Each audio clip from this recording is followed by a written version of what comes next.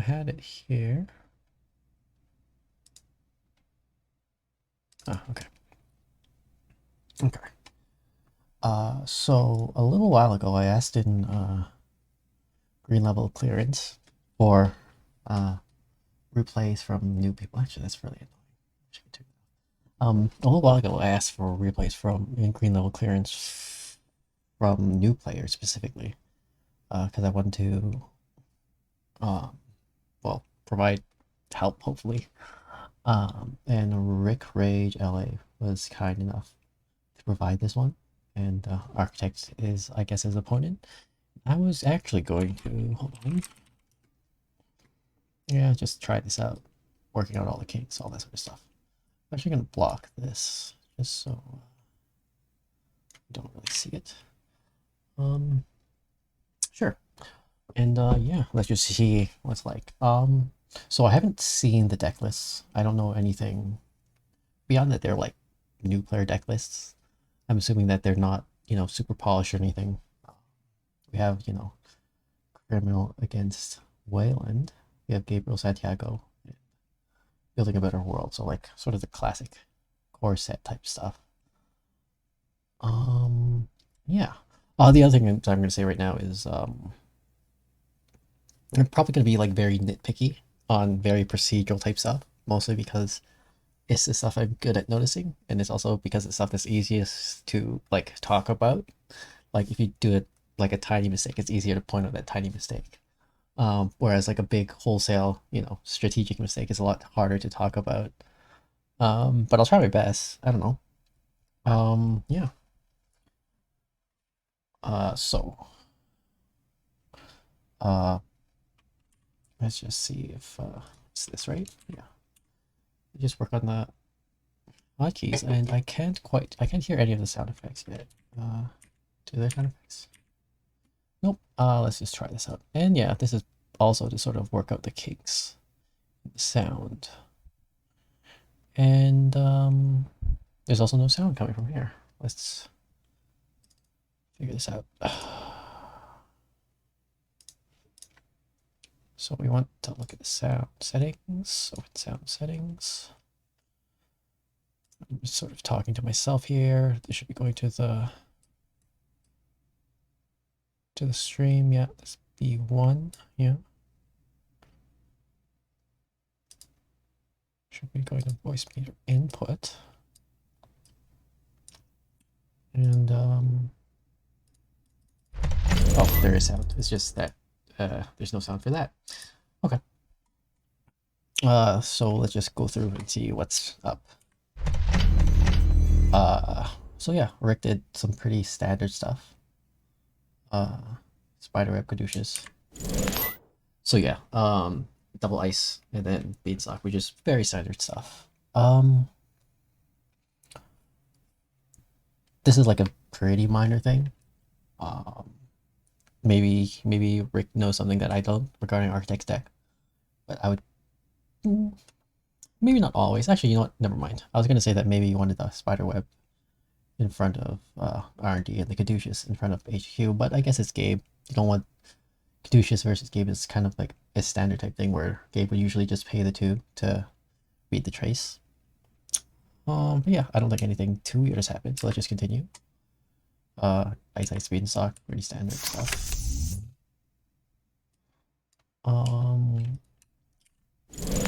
Sure.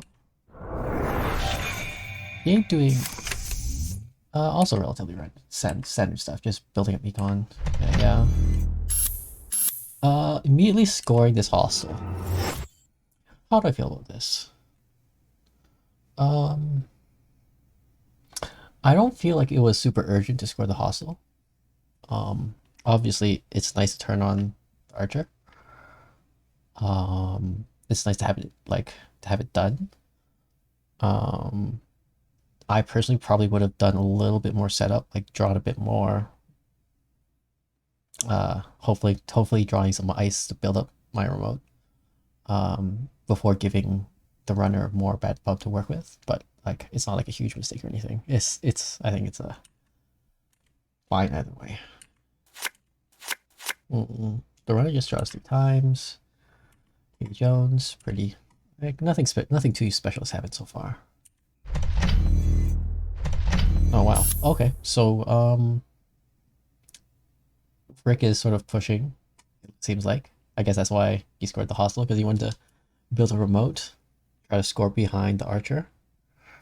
Yeah, nothing wrong with that. I mean, it's a criminal, so there's an inside job, maybe a boomerang, but it's, you know, not the end of the world if it's stolen, I don't think.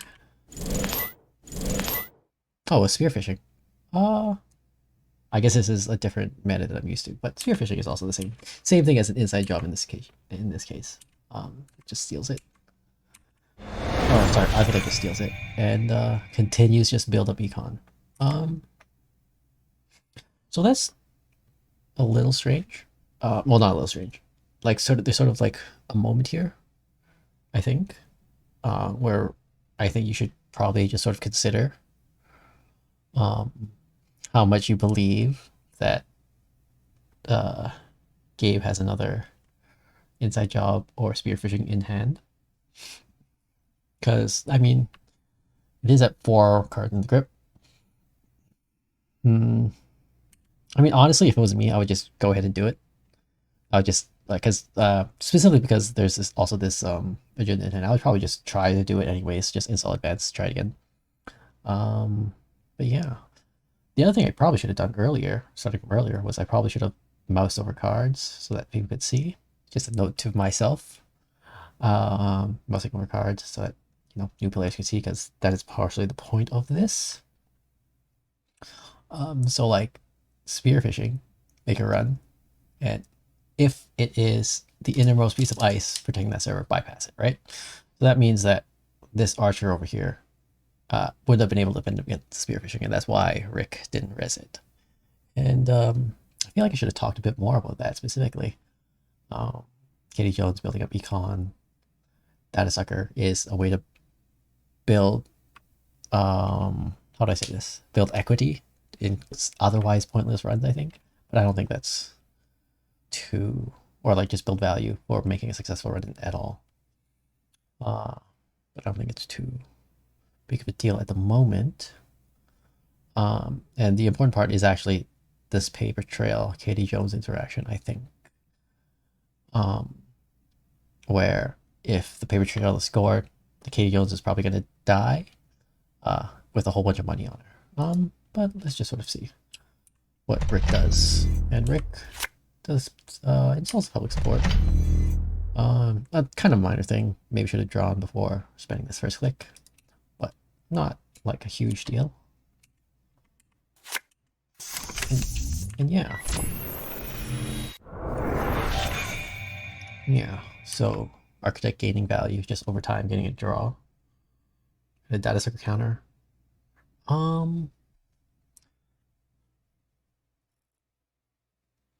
I don't know. To me, I don't feel like the Masanori install was... I probably would have just drawn regularly and taken the credit regularly. Because Masanori is a bit of a liability in this matchup in particular. But I don't think it's a huge mistake, because like Architect doesn't have any breakers set up at all. If you start putting an ice in front of here, then any run is kind of dicey. But yeah, it's all, you know, not the end of the world. Yeah, again, somewhat pretty standard stuff. Install advance, challenging Architect here, forcing Architect to make a run.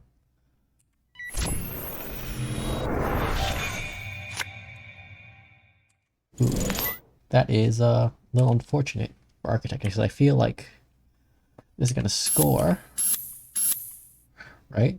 And there's going to be a target on the Katie Jones, obviously. And we 15 credits gone right there. Yeah. So yeah, everything so far in this game is pretty straightforward. And like, to be fair, a Wayland versus criminal like game is going to be pretty standard usually.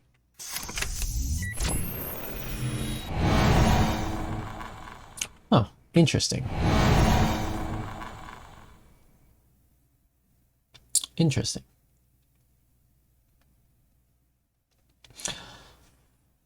So I'm a little not overly surprised, but slightly surprised at those exact two things that happened just then. Which is to say that I was surprised there was a special order into a mimic, into an insult, into a run.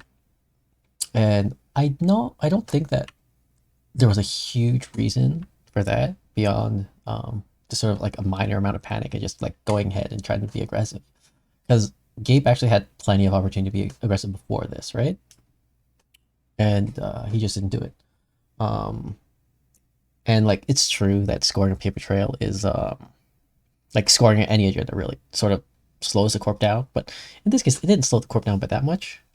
I guess the trace also so like I guess losing a large part of your engine might force you to be more aggressive, but maybe I should have thought more. Maybe I should like also peek at the hand just to sort of like learn not learn, but like be able to do this, sort of understand what the runner is thinking, right? But if I was Rick here, I would be wondering why Architect was so aggressive with this run in particular, because like I don't understand the motivation for this run specifically. Because like I said, Gabe could have been aggressive a lot earlier. But I think, and this the res I was about to nitpick about as well. But yeah, it's a Gabe. I guess you would probably res your one piece of ice in front of HQ. Might as well. Probably a good idea. Reduce the amount of value they would get from this run. Yeah.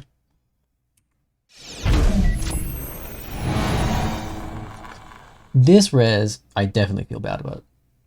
Because Caduceus is almost doing nothing here. Caduceus is costing Gabe $1 for 3. For the 3 for the res, right?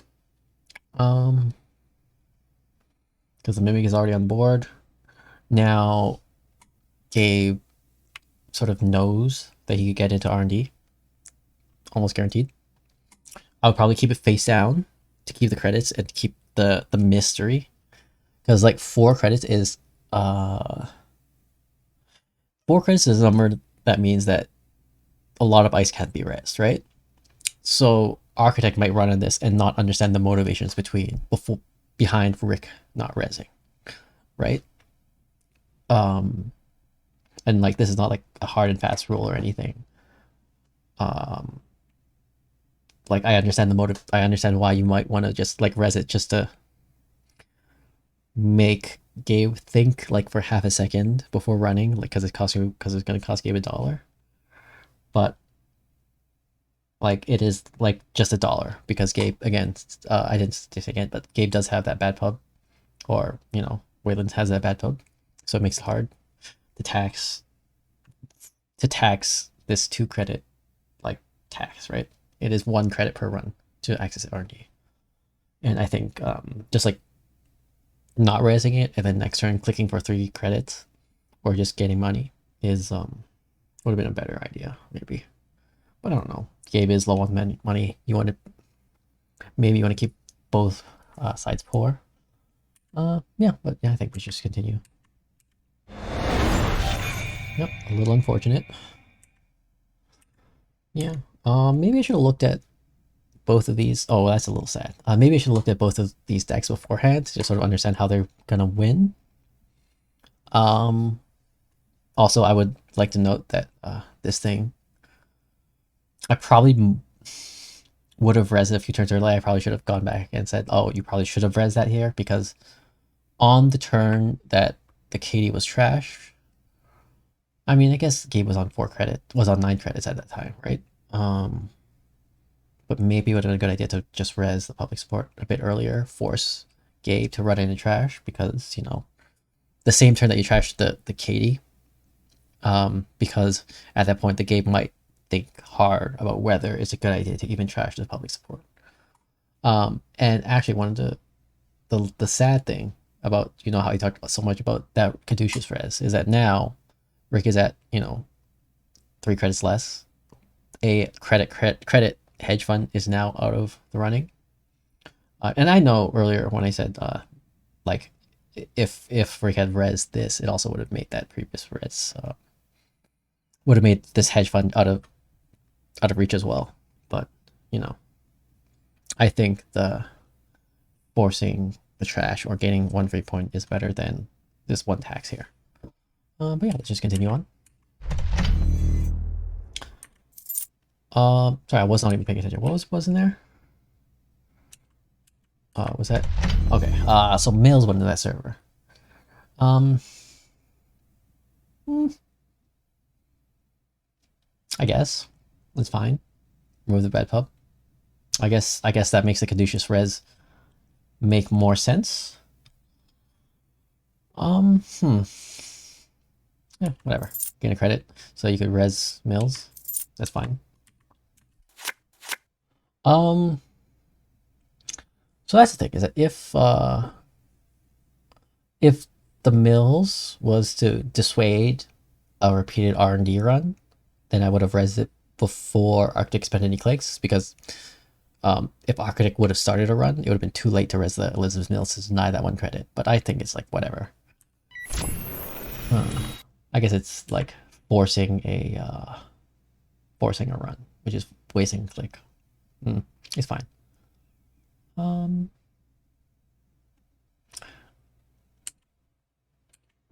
not removing a bad pub, because don't forget, Elizabeth Mills could have removed that bad pub that Rick got for scoring the hostile. I guess that's probably fine. I mean, it's arguable either way, right? Because resing Mills would have like turned off the hedge fund play for another turn, right? I think it's either way is fine. Just putting on an alternate line. I do think that because both sides are on very low credits, I think that because delaying the hedge fund is like resing Mills would delay the hedge fund for basically 1 turn, and I think this game feels like it's going to last for a little while longer at least, and it probably would have res her there. But it's true that I also tend to focus a bit too much on value. But yeah. Yep. So far, everything pretty straightforward. Yep.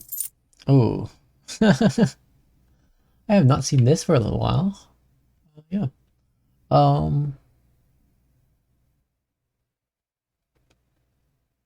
Yeah, I don't think you could justify anything. Well, maybe you could justify putting this in front of somewhere.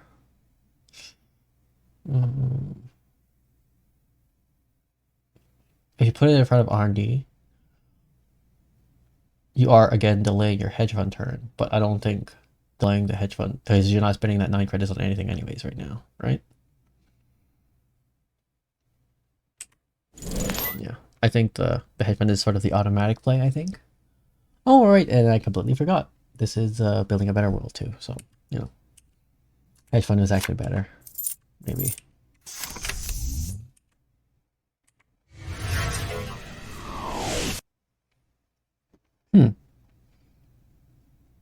That is a very strange purge to me. How many virus counters with 5 virus counters? That is still a very strange purge to me. Because there's actually no reason really to do that in my mind, because you're not going to push the agenda anytime soon. You're not threatened about a draw out of HQ. The sucker's not really doing anything right now because you don't have any stronger ice res, right? And yeah, that purge does not make sense to me. Because the data sucker virus counters weren't a threat in any way, unless like, again, maybe they know each other's decks. Maybe there's like a parasite in the runner's deck, but that would be a little strange to me. Oh, well, actually, this is actually core set, right? Because Hunter is in here, and I don't think Hunter is in anything other than the first core set, so maybe. Yeah. So now there's a barrier breaker. There's concerns about, you know, siphon or siphon equivalent. So maybe, what is this? Oh, it is legwork. So I think this is a bit of a bug that I should point out. is that there's two different arts for legwork. So I'll talk to Noah about that later. Yeah. Or maybe it just happens later. Yeah, I'll take a screenshot in a bit. But yeah, legwork. I don't think there's anything wrong with this coming from the runner because there hasn't been, like, times like this you sort of look at the number of ice in the deck. I mean, sorry, no, look at the number of cards in the deck and you compare it to the number of points that are showing. So right now there's 7 points showing. There's 33 cards at R&D, so what? 16 cards were drawn. So usually what I do is I divide it by 5 and then times 2 to like figure out the average amount of points drawn, if that makes sense. So like, let's say, like I said, there's 16 cards that were drawn, right? So I divide by 5-ish. So there's 3 and then times 2, so it's 6. So on average, 6 points should have been drawn by the corp at this point, right? And 7 points are scored. And it's possible that there were some points in HQ, like just because Rick might have been flooded. But on average, this HQ is probably not too profitable for the running to legwork right now. Does that make sense? And like, I get why you might want to immediately install the Croter in the legwork, because maybe you're pressured to install the Croter for a reason that I don't quite understand right now. Like I said, before it gets hit out of hand or something. But yeah, it's all the Croter legwork because you want to get into HQ while you have the chance to get into HQ, and I understand that instinct. And obviously this is coming a bit from me knowing the benefit of knowing that Rick doesn't have any agendas in HQ. But on average, this is probably not very profitable HQ run. And like, I probably would have only done it if I felt like it was a very inexpensive HQ run. But yeah, let's just sort of see. Architect sees a bunch of ice. Nothing too important happens. And yeah. Yeah, so here is, I guess that is, so here's where we see sort of the motive behind Rick's purge last turn, is that he knew the Architect was in hand, or sorry, he knew the Ash was in hand, so he was going to install to sort of bait the run out of Architect and hopefully res his Archer and hit the Mimic and Data Sucker as key hits. And like, he didn't know that the Croter was coming out. So, but if you're able to hit programs out of Criminal, usually they don't have recursion. Usually they can't get them back. So that's like a really pretty good reason for that purge earlier, right? But let's just sort of see what happens. Yeah, install credit.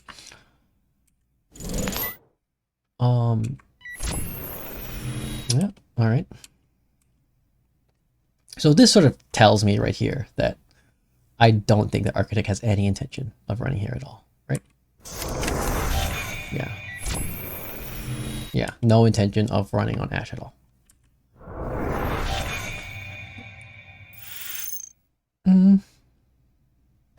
How do I feel about this?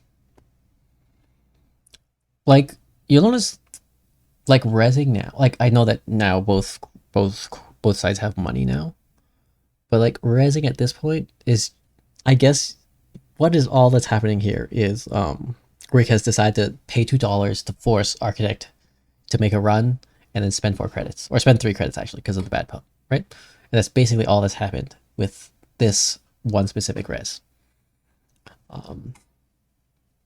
That doesn't feel like a very good trade to me. But yeah, let's just sort of continue. This was the Hunter, yeah.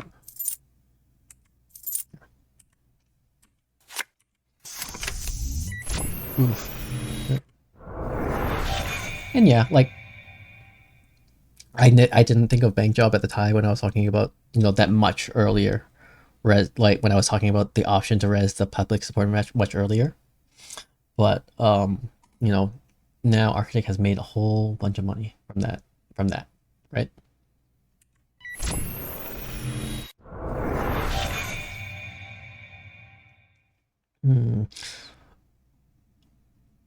Yeah. The other thing now is let's look at sort of the credit differential, right? Now Rick has 11 credits, Architect has 20 credits, and it's true that Architect doesn't have like a huge, enormous board or anything, but sort of towards the late game, sort of you'll sort of see these types of situations where, like, Gabe has drawn through half his deck. He probably has either a special order or whatever Code Gatebreaker in hand. I think that Gabe will probably be able to get into every server that he wants to get into when he needs to get it. He might not be able to do it every turn, but he will probably be able to get into the server. And that's sort of what happens a lot with these Wayland decks, is that they're very good at like the early aggressive plays. Like they could get money quickly, and then hopefully they're supposed to win fairly quickly, right? So now we're just sort of entering the late game where I think you can expect Gabe to have all the stuff. And now it is like a system of bluffing. And like a system of bluffing and a system of like using special abilities at this point to deny stuff. And I think like the issue is that I don't think Wayland has a lot of that type of stuff in order to lock the runner out in a way that will feel secure. But yeah, just sort of pumping for money. Anyways, actually, I would go back a little bit. The reason why I brought sort of the late game dynamic between Wayland and most runners is because there were a couple of turns earlier where Rick would like click for a few credits instead of doing whatever. I think probably sort of the way the dynamic of the game works is that the game will go faster as long by more agendas entering the game. Which is to say that the game goes faster the more the corp draws, whether it's by being forced to draw by the runner or the corp like choosing to draw. So that means that there were a couple of times earlier where I'm just scrolling up in the log where, you know, Rick would just click for a couple of credits, and it wasn't like an obviously bad thing at the time, but sort of here you just sort of see that it's difficult to keep the runner out. And it's true that Wayland does have some tricks. There's this Ash here, and hopefully you can tax him out, like forcing the runner to go through the server, this remote server with Toll Booth and Archer, which are both really beefy ice. Like force the runner to go through here multiple times, but it's still pretty hard for the corp to do. Especially because like here, look at this R&D right here, where there's just Mimic and that's it. I'm not Mimic, a Caduceus, and that's it. And this doesn't keep the runner out. This costs $1. It costs $2, but the bad pub is going to cost $1, right? So it's not going to keep them up. And actually, I think that Architect should probably be running here as much as possible, right? Yeah. Let's sort of continue. But yeah, I don't think there was anything wrong with like installing a bank job and making a whole crap ton of money and denying the car's win condition either. Like I think that was also fine. Yeah. And yeah, playing the blue level and then playing into a hedge fund. I think it just makes sense here. It's sort of like the inevitable, like what you would just tend to do by habit. And I think that there's nothing wrong with it at this point. Well, I don't want to say that there's nothing wrong with it, but to me, it feels like kind of a losing play. I would probably draw even faster for the agendas, or like something I could throw in here to force Gabe to run, force Gabe to spend some money. And like I would definitely put anything in front of archives, because the issue, well, actually what I probably think would have been, instead of playing this hedge fund, would have been icing here or here, right? Icing R&D or archives. A, because it denies something I want to talk about specifically is this sort of interaction between Mimic with Data Sucker and Archer, right? At the moment, I think for Gabe to run on an unres piece of ice with a hostile scored and an Archer is, and like, well, not necessarily an Archer, but like knowing that you're against Wayland is dangerous, because Archer is 6 strength, Mimic is 3 strength, and there's only 2 Data Sucker counters, right? So if Gabe runs into the archer like without knowing it's an archer and just has it rest in his face and loses 2 icebreakers, it might be game right there because, like I said, Criminal does not have a lot of recursion, cannot get those icebreakers back. But yeah, let's just sort of see what happens because I didn't see this game beforehand. I don't know. You think I prepared for this? No. And sort of Gabe drawing 3 times. Maybe Gabe is searching for a breaker. Maybe Gabe is searching for a specific trick. I don't know. Paragon. Okay. This is one of the things that I kind of want to talk about, and I'll probably talk about it more if I do more games. I'll talk about it a bit more. But usually I don't like it when you install stuff without a reason for it. In this case, it's fine because Gabe has like a million cards in hand, and it's gonna discard a bunch of stuff anyways. But usually I don't, unless you're gonna do it. So I did not like installing the Paragon without running, if that makes sense. And you know, I'm just gonna whatever. Let's get rid of this stuff. Actually, out of everything, I probably would have installed the Paragon. So nothing. Forget I said shit. Let's just sort of continue then. Trashing Crypt's easy mark. Yeah, makes sense. Finally icing archives. Drawing before installing. Not a good thing. Another draw. Okay. I probably would have done another install here. Because again, I really don't like the way R&D looks right now. But like I said, either one is fine.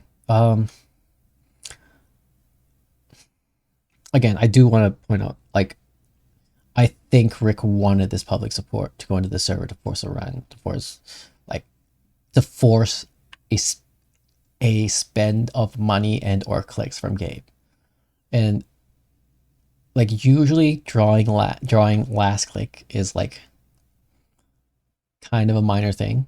It's kind of a nitpicky thing. In this specific case, I think it really hurt Rick, where I think that if instead of installing first, if he had drawn twice, draw, and had this in hand, was able to install this in here, and able to bait a run a bit earlier, I think would have been ideal.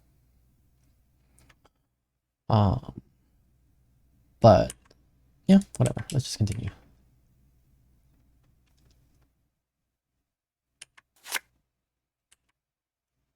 And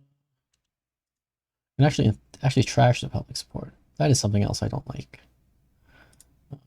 Because the thing is, I don't like it in particular because I think the punitive is less value than the public support right now.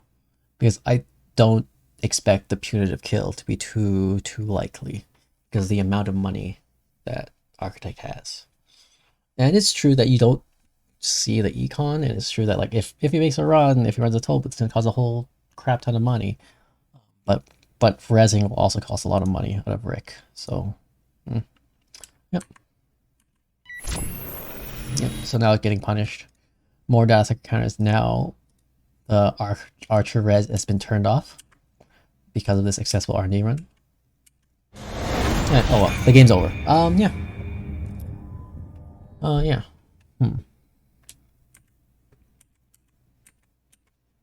Yeah.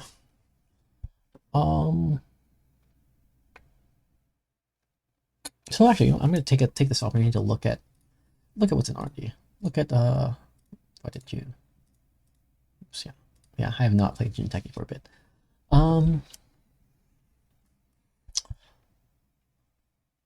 Huh? Oh, there's 2 punitives, right? Yeah. I don't think there's anything super wild about this deck. It is, I think, a pretty straightforward, standard core set-ish deck. I don't actually remember what's in the system core. But yeah. I do think that this deck wins by pushing tempo, by like aggressively installing advancing, and in that particular case, I think Rick was a bit unlucky in the way, in like the number of agendas that came out. And maybe which agendas came out, but maybe not. I wonder if there's a, is there a, oh, I guess it doesn't have it.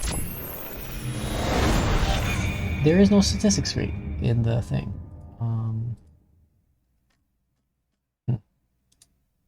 I'll also ask Noah about that as well.